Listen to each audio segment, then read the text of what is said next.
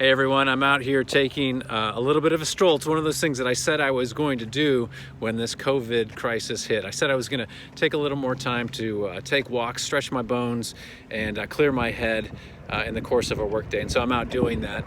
But even as I'm out doing it, I'm recognizing that there were a lot of things that I said I was going to do with all this extra time that we had during the COVID crisis. I've got more flexibility in my day, certainly not as many evening obligations as I once did.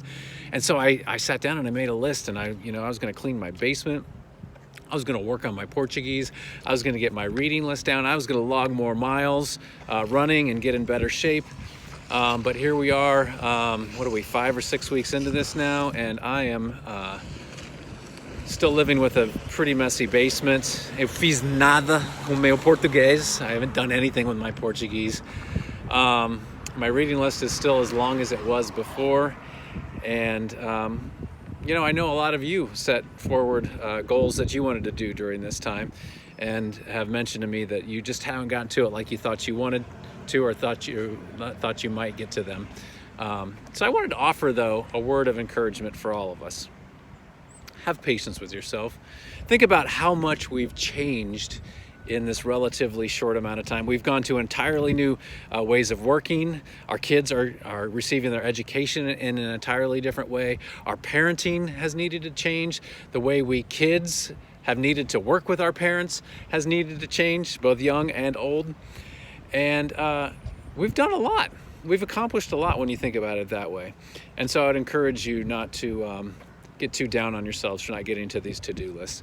The other thing is to know that we are not our to-do lists, that we are much more than what we do, and that in all of this, God is holding us close, and that we're holding one another, if physically distant, spiritually and emotionally close, and caring for one another. And so let's continue to have patience. Let's continue to remember that we are more than what we do. And the last thing I would say is when we do, let's go ahead and start small. Let's have some patience with ourselves and some grace with ourselves. And let's start small. Let's set some goals that we know that we can accomplish. Let's put that bar where we know we can get over it on day one, and then on day two, let's raise it a little bit and we'll do a little bit more. That's the way I think about long running projects that we have. It doesn't all have to be done in one day. And work up to it. And the last thing I would say is that there's an old football coach that would say, if you ain't failing, you ain't trying, which simply means if you never give it a shot, then you will certainly never accomplish it. And so if you fail, learn from it, move on, and you will eventually succeed.